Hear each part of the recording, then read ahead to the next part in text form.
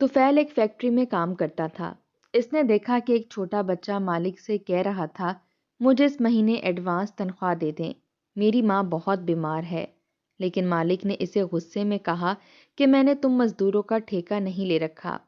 کچھ دن گزرے تو میں آفس سے تنخواہ لے کر نکلا اور سوچ رہا تھا رمضان آنے سے پہلے راشن ڈلوا لیتا ہوں۔ تبھی وہ لڑکا مجھے دیکھ رہا تھا تو میں نے پیسے اسے پکڑا دیے اور کہا، اماں کا علاج کرواؤ، اور خود پریشانی کی حالت میں گھر لوٹا تو میری آنکھیں پھٹی کی پھٹی رہ گئیں۔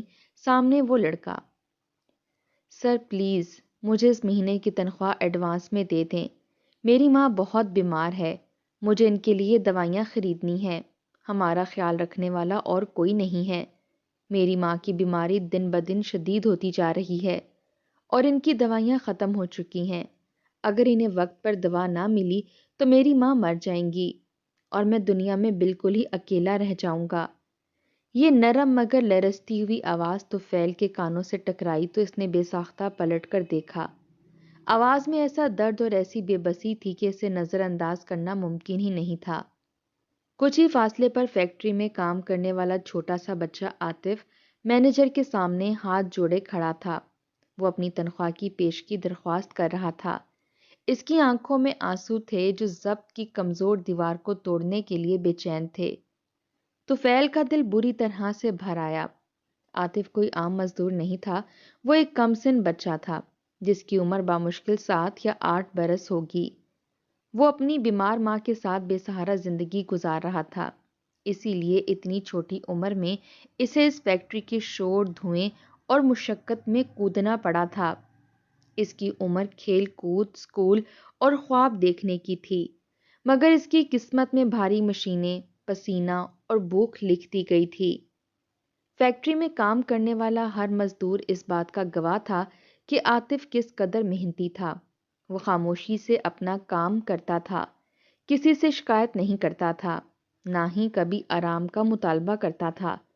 اس کے نازک ہاتھوں پر اکثر چھالے پڑے ہوتے تھے، انگلیوں پر کٹ لگے ہوتے تھے، ہتھیلیوں کی نرم جلد اب کھدری ہو چکی تھی۔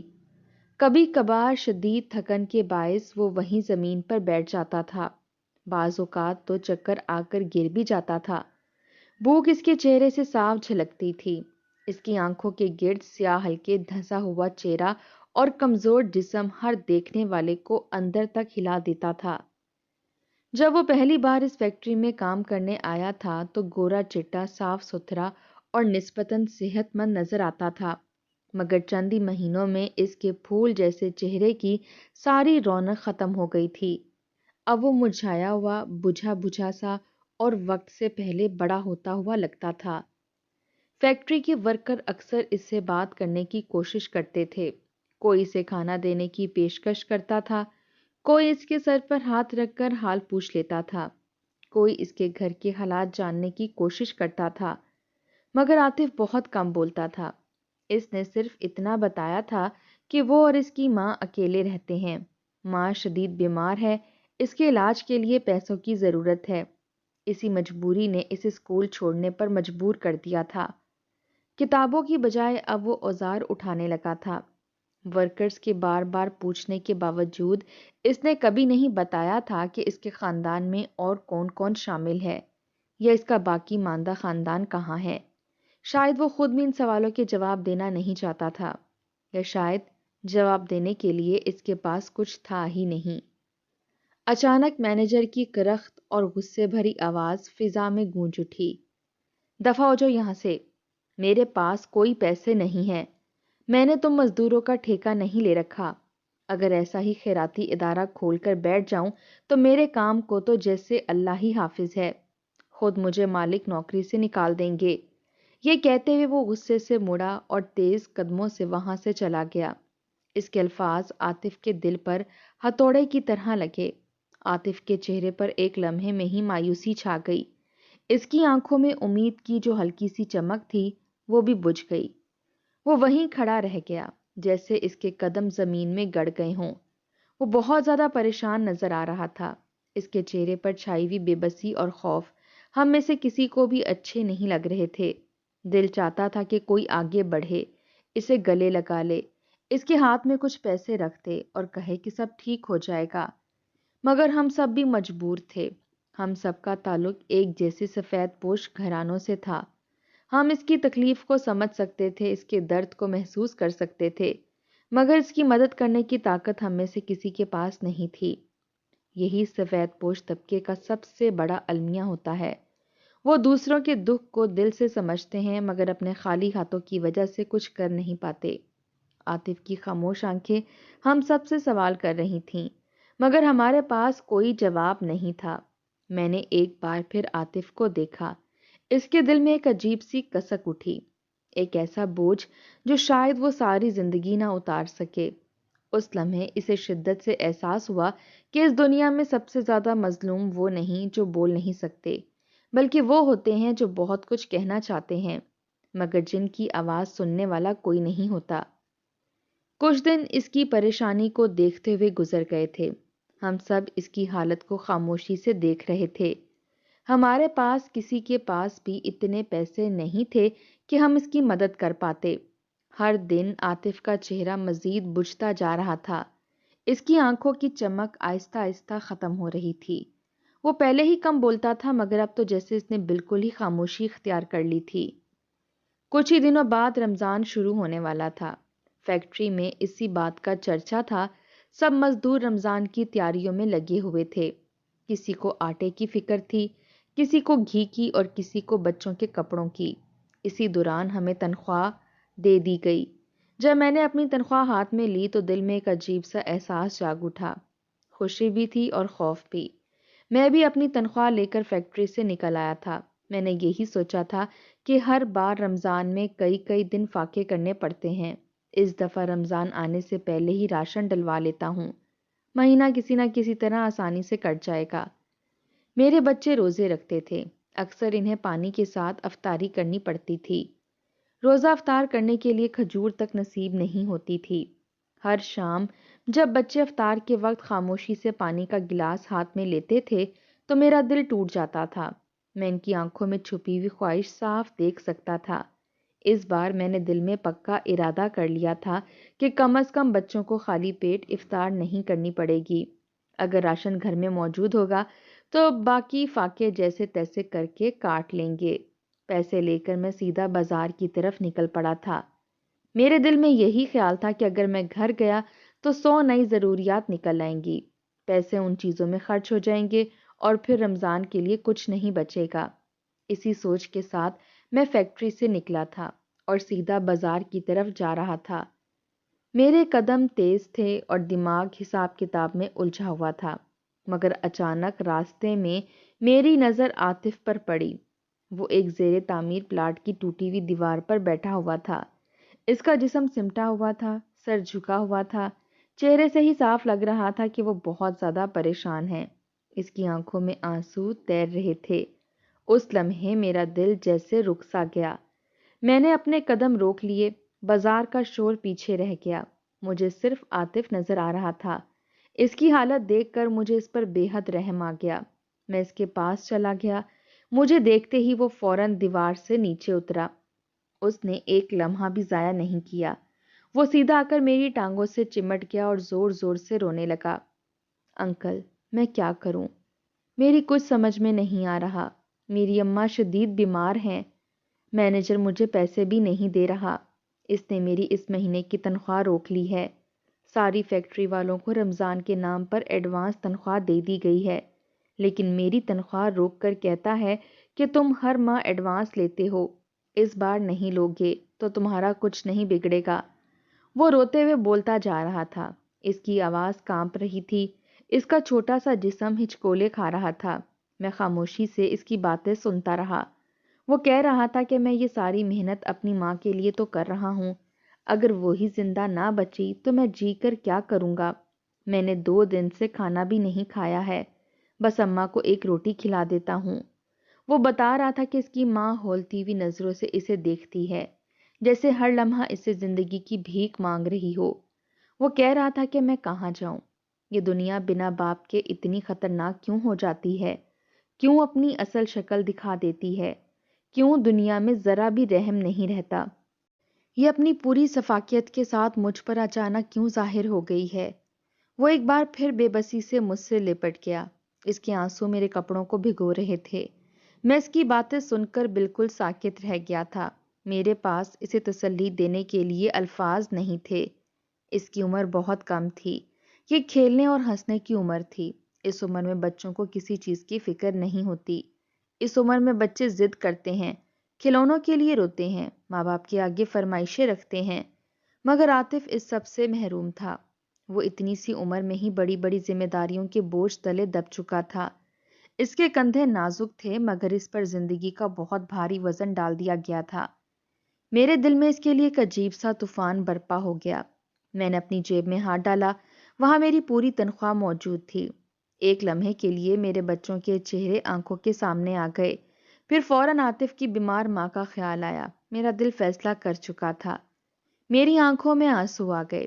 میں نے جیب سے پوری کی پوری تنخواہ نکالی اور عاطف کے ہاتھوں میں تھما دی۔ میں نے کہا، بیٹا یہ پیسے رکھ لو، جا کر اپنی اماں کے لیے دوائیاں لو، آگے کا خرچہ بھی اسی میں سے پورا کرنا، یہ پیسے تمہارے کام آئیں گے۔ عاطف نے پیسے پکڑنے سے انکار کر دیا۔ اس نے پیچھے ہٹتے ہوئے کہا، نہیں انکل، میرا ضمیر اس بات کی اجازت نہیں دیتا۔ میری ماں نے مجھے ہمیشہ محنت مزدوری کر کے کمانے کا درس دیا ہے۔ اگر میں یہ پیسے گھر لے گیا تو انہیں تکلیف ہوگی، میں یہ نہیں کر سکتا۔ مگر میں نے زبردستی وہ پیسے اس کے ہاتھوں میں تھما دیے۔ میں نے اس کے سر پر ہاتھ رکھا اور اسے دعا دی۔ اس کے بعد میں وہاں سے پلٹ آیا۔ میں سڑک پر یوں ہی چلتا رہا۔ میرے قدم بھاری تھے مگر دل عجیب سا ہلکا محسوس ہو رہا تھا۔ میں نے دفتر سے آدھے دن کی چھٹی بھی لے لی تھی تاکہ گھر کے لیے راشن لے سکوں، مگر اب میرے پاس کوئی پیسہ نہیں بچا تھا۔ بازار کی طرف جانے کا کوئی فائدہ نہیں رہا تھا۔ میں یوں ہی سڑکیں ناپتا رہا۔ میرے ذہن میں بس عاطف کی آنکھیں گھوم رہی تھیں۔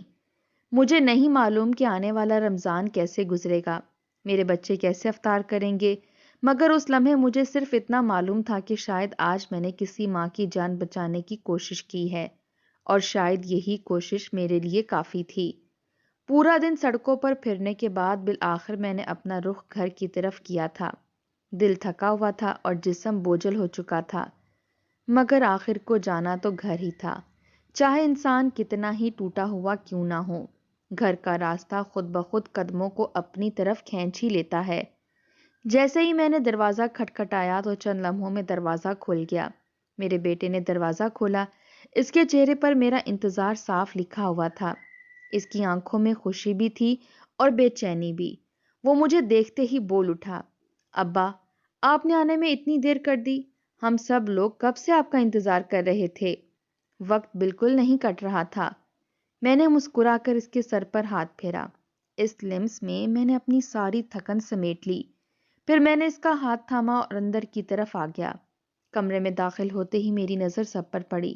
سبھی جیسے میرے ہی منتظر بیٹھے تھے۔ کسی کے چہرے پر سوال تھا، کسی کے چہرے پر امید، اور کسی کے چہرے پر ایک دبا دبا سا جوش۔ میں خاموشی سے جا کر بیٹھ گیا۔ میرے بیٹھتے ہی میری بیوی بھی بول پڑی، آج آنے میں دیر ہو گئی تھی، بچے آپ کا انتظار کر رہے تھے۔ اس کی آواز میں شکوہ نہیں تھا بلکہ فکر تھی۔ میں نے اس کی طرف دیکھا اور پھر بچوں کی طرف۔ سب مجھے ایسے دیکھ رہے تھے جیسے میں کوئی خبر سنانے والا ہوں۔ میں نے حیرت سے سب کی طرف دیکھا۔ کسی کو معلوم نہیں تھا کہ آج مجھے تنخواہ ملنے والی تھی، مگر اس کے باوجود سب کے چہروں پر انتظار کے ساتھ ساتھ ایک عجیب سا جوش بھی نظر آ رہا تھا۔ مجھے کچھ سمجھ نہیں آ رہا تھا کہ آخر ماجرا کیا ہے۔ میں نے ہمت کر کے کہا، کیا بات ہے؟ آج ہمارا انتظار کیوں کیا جا رہا تھا؟ تبھی میری بڑی بیٹی آگے آئی۔ اس کے چہرے پر مسکراہٹ تھی، اس کی آنکھوں میں چمک تھی۔ وہ بولی، ابا جان، بوجھیے تو جانیں، ہمارے پاس آپ کے لیے ایک خوشخبری ہے۔ میں نے چونک کر اس کی طرف دیکھا۔ اس نے مسکراتے ہوئے کہا، بس آپ کو ایک ہنٹ دے دیتے ہیں کہ ہمارا رمضان بہت اچھا گزرنے والا ہے، آپ کو کسی بھی قسم کی فکر کرنے کی ضرورت نہیں ہوگی۔ اس کی بات سن کر میرا دل زور سے دھڑکنے لگا۔ میں نے تجسس سے کہا، ایسا بھی کیا ہو گیا ہے کہ ہمارا رمضان اچھا گزرے گا؟ اسی لمحے میرے ذہن میں عاطف گھوم گیا۔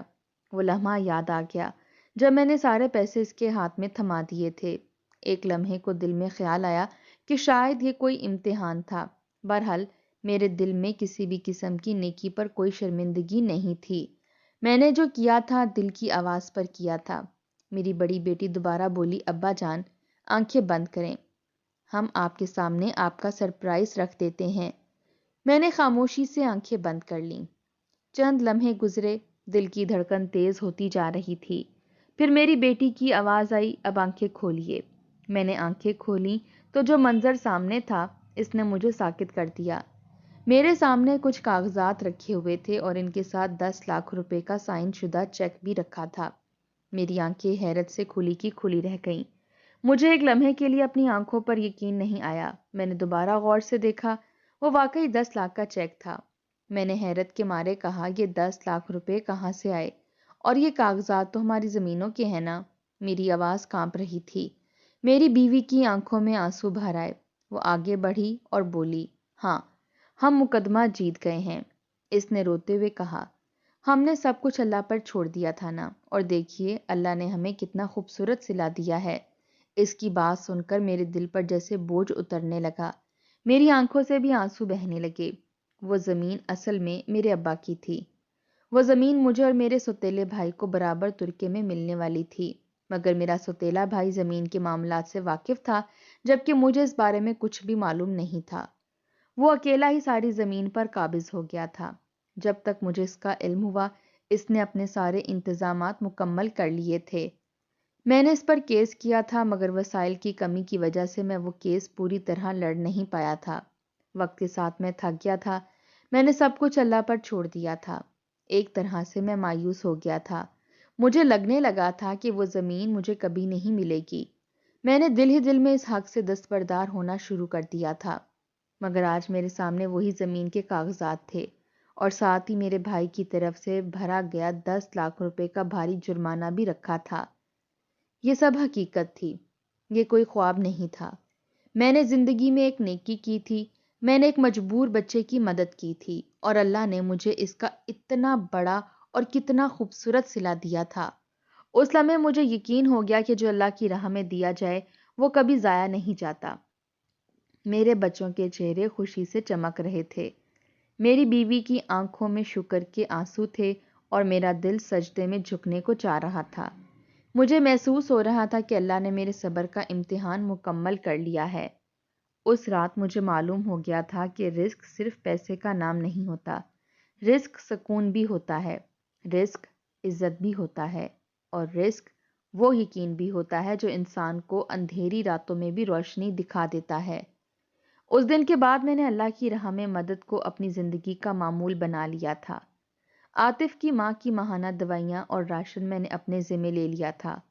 اس کار خیر میں میرے ایک دو دوستوں نے بھی شرکت کی تھی، وہ بھی تھوڑے بہت پیسے دینے لگے تھے۔ اس طرح مجھے کافی آسانی ہو گئی تھی۔ جو زمینیں مجھے ملی تھیں میں نے انہیں ٹھیکے پر دے دیا تھا، ان کی آمدنی کو میں نے خدا کی راہ میں وقف کر دیا تھا۔ وہ میری جائیداد تھی جو پڑی رہتی، مگر اس سے آنے والی آمدنی میں زیادہ تر غریب لوگوں میں بانٹ دیتا تھا۔ غریب لوگوں میں بانٹنے کی وجہ سے مجھ پر اتنی برکت ہوئی کہ میری تنخواہ میں ہر گزرتے دن کے ساتھ اضافہ ہوتا چلا گیا۔ فیکٹری میں میری پروموشن ہونے لگی، میں مزدور سے آفس میں آ گیا۔ آفس کورس کروانے کے بعد پروموشن ملتے ملتے میں اسی کمپنی کا مینیجر بن چکا تھا۔ حیرت کی بات یہ تھی کہ میری ریاضی کی صلاحیت پہلے اتنی اچھی نہیں تھی، مگر اب میرا دماغ صحیح طریقے سے کام کرنے لگا تھا۔ میری ریاضی کی صلاحیتیں دن بدن بہتر ہوتی جا رہی تھیں۔ پس پردہ میں جانتا تھا کہ یہ سب کچھ عاطف کی مدد کرنے کے باعث ہی مجھے مل رہا ہے۔ مجھے اس بات کی دلی خوشی بھی تھی۔ ہمارے نبی کریم صلی اللہ علیہ وآلہ وسلم کا فرمان ہے کہ جب غربت حد سے زیادہ آ جائے تو اللہ کے ساتھ تجارت کر لیا کرو، اللہ ایک کے بدلے آپ کو 10 لوٹا کر دیتا ہے۔ عاطف کی مدد کرنے کے بعد میں نے اس بات کو مکمل طور پر سچ پایا۔ کبھی کبھی ہماری کی ہوئی ایک چھوٹی سی نیکی ہمارے لیے زندگی میں آسانیاں پیدا کر دیتی ہے، اور کسی کی زندگی ہماری ایک چھوٹی سی نیکی سے صحیح سمت میں آ جاتی ہے۔ اس لیے کبھی بھی کسی کی مدد کرنے سے نہ رکیں۔ ہو سکتا ہے آپ کی چھوٹی سی مدد کسی کے لیے بہت بڑی ہو، اور اس کی پوری زندگی بدلنے کی صلاحیت رکھتی ہو۔